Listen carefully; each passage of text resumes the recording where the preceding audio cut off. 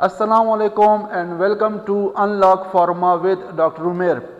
As in previous lecture, we discussed various aspects of flowability of powder. In today's lecture, we will discuss different methods and different processes through which we can calculate or we can identify the flowability or compressibility of any powder. In this regard, first of all, we will discuss angle of repose. So what is angle of repose?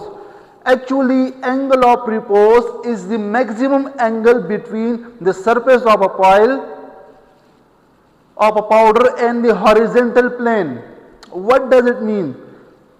It means that there should be a specific angle between the surface of the pile and to the horizontal plane. मिसाल के तौर पर हमारे पास एक powder है जिसका हम angle of repose find करना चाहते हैं, तो हम उसको किस तरह फाइंड करेंगे? पाउडर है हमारे पास, हम जब पाउडर को ऊपर से नीचे गिराएंगे तो क्या होगा? पाउडर जब नीचे आएगा तो इस तरह पार्टिकल्स आएंगे और वो एक सरफेस एरिया को कवर करेगा। सही है।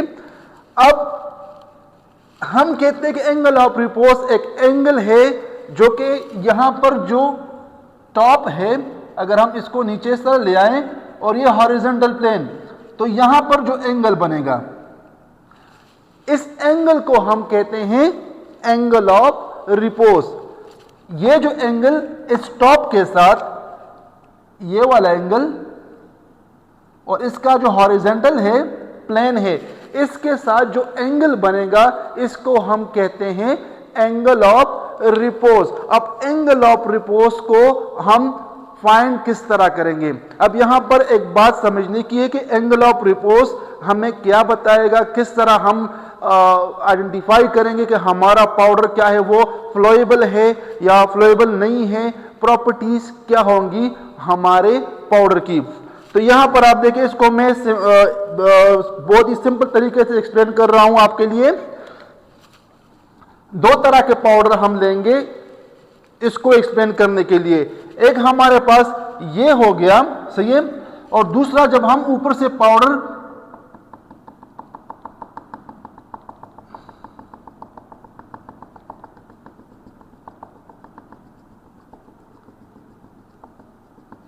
एक ये हो गया और दूसरा आप यहां पर ले ले।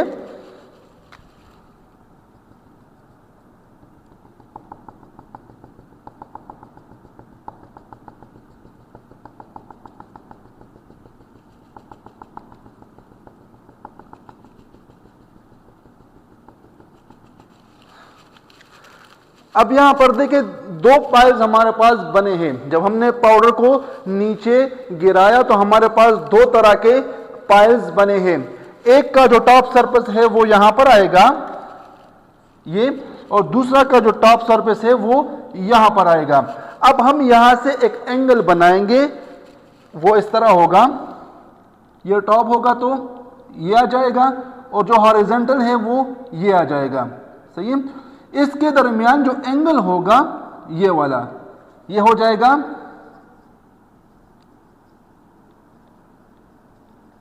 Angle of repose. जबकि यहां पर देखें, यहां से हम ले लेंगे और ये हॉरिजॉन्टल आ जाएगा, तो ये दरमियान में ये एंगल बनेगा एंगल ऑफ रिपोज। अब देखिए, यहां का जो एंगल है वो ज्यादा है और यहां पर जो एंगल ऑफ रिपोज बना है वो कम है। अब ये क्या इंडिकेट कर रहा है हमारे पास? देखिए, ये इंडिकेट कर रहा है कि जब हम ऊपर से पाउडर को नीचे गिराते हैं तो क्या होता है कि यहां पर पार्टिकल फ्लो नहीं करते। जब फ्लो नहीं करते तो एक दूसरे के ऊपर इस तरह स्टेक बनाते हैं और एक पाइल सा बन जाता है। तो जब हम उसका एंगल लेते हैं तो उसका एंगल ज्यादा आ जाता है, तो हम कहते हैं कि हमारे पास पाउडर की फ्लोएबिलिटी नहीं है। लेकिन अगर हम गंदम के दानों की बात करें, जब हम उसको ऊपर से नीचे गिराते हैं तो क्या होता है कि वो फैल जाती हैं सारी सरफेस पे, मतलब एरिया ज्यादा कवर कर लेती है। जब एरिया ज्यादा कवर करेगी तो इसका मतलब है जो एंगल है यहां पर बनेगा वो एंगल कम होगा। जब एंगल कम होगा तो हम कहते हैं कि हमारे पास जो पाउडर है उसकी फ्लोएबिलिटी ज्यादा है, मतलब बेस्ट तरीके से वो फ्लो करेगा। अब हम इसको कैलकुलेट किस तरह करेंगे, एक फॉर्मूला हम यूज करेंगे जो कि हमारे पास tangent theta is equal to H divide by R, tangent theta divide by is equal to H divide by R. जब हम एंगल फाइंड करते हैं तो एंगल के लिए हम क्या करेंगे, जो यहां पर जो थीटा है ये वाला, इसको हम एक साइड पे कर देंगे, हमारे पास आ जाएगा tangent inverse into H divide by R. अब ये क्या है और ये एच और आर क्या है, ये देखें, ये जो है ये है एंगल ऑफ रिपोज, जबकि एच जो है हाइट ऑफ, और R is equal to radius. सही है, theta is equal to this angle, this theta is equal to this angle, while h is equal to the height. ये जो height आएगा इसको हम h height of the pile, जबकि ये जो रेडियस आएगा ये वाला, यहां से यहां तक जो रेडियस होगा उसको हम r से डिनोट करेंगे। जब हम इसको डिवाइड करेंगे तो हमारे पास एंगल ऑफ रिपोज आ जाएगा, वो हमें शो करेगा कि हमारे पास जो पाउडर है वो फ्लोएबल है या फ्लोएबल नहीं है। तो इस तरह हम इसकी आइडेंटिफिकेशन करेंगे, इस तरह हम इसको फाइंड करेंगे। अब मुख्तलिफ फैक्टर्स होंगे जो उसको इन्फ्लुएंस करेगी एंगल ऑफ रिपोज को, कि हमारे पास वो उसमें चेंजेस आए। लेकिन उससे पहले अगर हम इंटरप्रिटेशन की बात करें, जब हम इन सारों की बात करते हैं इंटरप्रिटेशन क्या होगी, इंटरप्रिटेशन इसकी होगी कि हमारे पास एक स्पेसिफिक वैल्यू आएगी। अगर हमारे पास यहां कैलकुलेट करने के बाद जो वैल्यू है वो लेस देन 25 आ गया तो क्या होगा कि हमारे पास एक्सीलेंट फ्लोएबिलिटी होगी। लेकिन अगर आपके पास वैल्यू मोर देन 40 आएगा तो पुअर फ्लोएबिलिटी होगी। इससे क्या मुराद है, इससे मुराद है lower the angle of repose,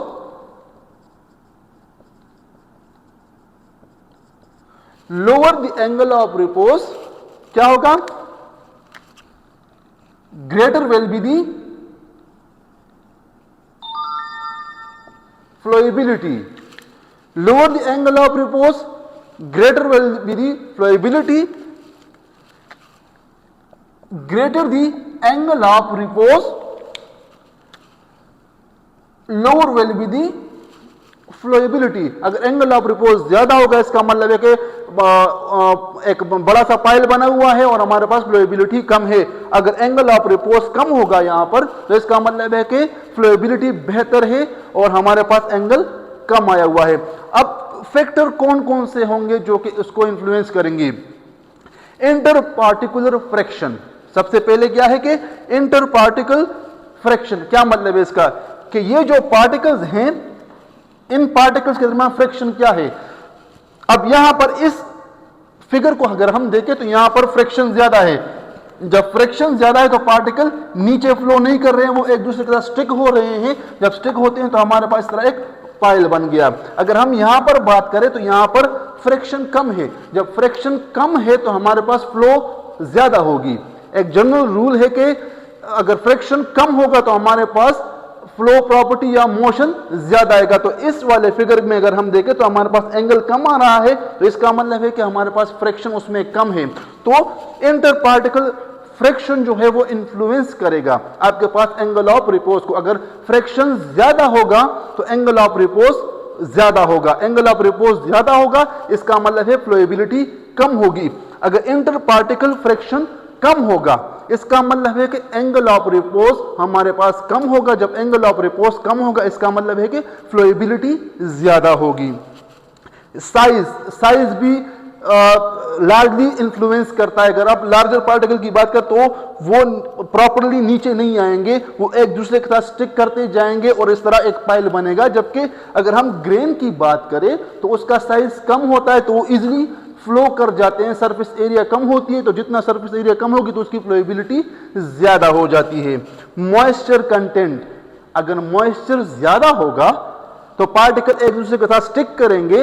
जब स्टिक करेंगे तो वो इजिली फ्लो नहीं करेंगे। जब इजिली फ्लो नहीं करेंगे तो वो एक दूसरे के साथ स्टिक होते होते इस तरह एक पाइल बनाएंगे और एंगल ऑफ रिपोज बढ़ेगा, जो कि हमें शो करेगा कि हमारे पास जो फ्लोएबिलिटी है वो कम है। और लास्ट वन, शेप। जैसा कि हमने पिछले लेक्चर में भी डिस्कस किया था कि रेगुलर शेप पार्टिकल अगर होंगे तो उसमें फ्लोएबिलिटी ज्यादा होगी, मींस कि एंगल ऑफ रिपोज कम होगा। अगर इररेगुलर पार्टिकल एक दूसरे के साथ मूवमेंट करेंगे तो फ्रिक्शन भी ज्यादा होगा और साथ में आपके पास एंगल ऑफ रिपोज भी उस पर इफेक्ट आएगा। तो ये था हमारे पास एंगल ऑफ रिपोज कि किस तरह हम एंगल ऑफ रिपोज को फाइंड करेंगे और एंगल ऑफ रिपोज एक्चुअली होता क्या। तो it is actually the angle between the top surface while between the horizontal plate। ये जो एंगल है इसको हम कहते हैं एंगल ऑफ रिपोज। नेक्स्ट है हमारे पास कार्स इंडेक्स। अब कार्स इंडेक्स क्या है, इसको हम कहते हैं compressibility,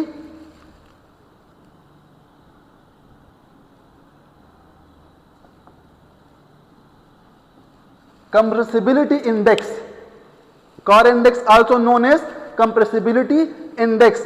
it is the measure of tendency of powder to be compressed, कि हम जब पाउडर लेते हैं तो उसको कितना हम उसको कंप्रेस कर सकते हैं और कितना उसमें चेंजेस आएगा। तो ये हम एक्चुअली ये भी हमारे पास फ्लो प्रॉपर्टी को शो करता है कि हमारे पास फ्लो प्रॉपर्टी क्या होगी।